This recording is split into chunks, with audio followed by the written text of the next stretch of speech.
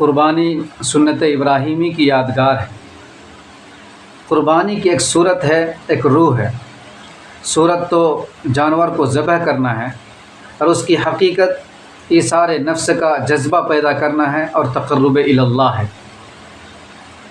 اصل میں قربانی کی حقیقت تو یہ تھی کہ عاشق خود اپنی جان کو خدا کے حضور پیش کرتا، مگر اللہ کی رحمت کو دیکھیے کہ ان کو یہ گوارا نہ ہوا، اس لیے حکم دیا کہ تم جانور کو ذبح کرو۔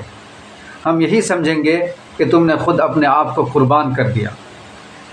اس واقعے ذبح اسماعیل سے یہ معلوم ہوا کہ ذبح کا اصل مقصد جان کو پیش کرنا ہے۔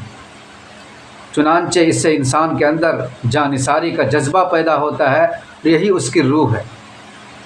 تو یہ روح صدقے سے کیسے حاصل ہوگی؟ کیونکہ قربانی کی روح